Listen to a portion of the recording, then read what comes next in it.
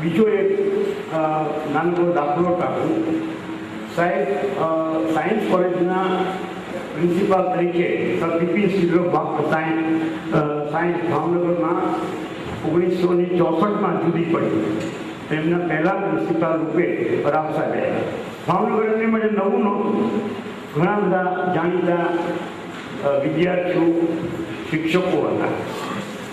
એ જ વખતે internal marking Gujarat યુનિવર્સિટીએ દાખલ કર્યું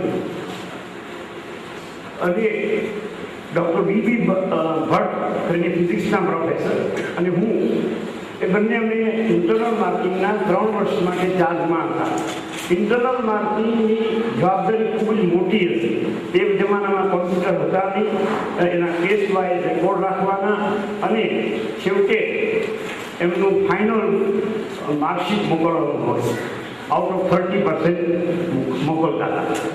3 વર્ષના ગાળાની અંદર એમણે પ્રિન્સિપાલ તરીકે એક પણ વખત અમારામાં અવિશ્વાસની લાગણી નહીં વ્યક્ત કરી. એમનો એ સદગુણ હતો કે એક માણસને જે કામ સોંપ્યું તે માણસ 100% પૂરી નિષ્ઠાથી કરવાનું છે. અને અમે છેલ્લે જ્યારે 12મી માર્ચે કે 11મી માર્ચે સાહેબની પાસે માર્કશીટનું શીટ મૂકીએ તો સાહેબ તરત જ સહી કરે.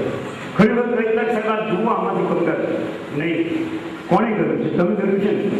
એ ભટ્ટ પણ આજે હું એમને ખાસ બોલાવી રહ્યો છું અહીંયા કે તમે સાહેબ કામ કરવામાં સાથે હતા તો અહીંયા આવો. એટલે એમને પોતાને એડમિનિસ્ટ્રેશનનો પડવો અનુભવ થયો, પણ એ તો એક ખૂબ જ અચ્છા એડમિનિસ્ટ્રેટર પણ હતા. બધાએ શિક્ષણની તો વાત કરી, પણ શિક્ષણ બહાર પણ એમણે જે વિદ્યાર્થીઓનો પ્રેમ સંપાદન કર્યો છે 4 વર્ષના ટૂંકા ગાળામાં પ્રિન્સિપાલ રૂપે, એ પણ ખૂબ અનન્ય છે.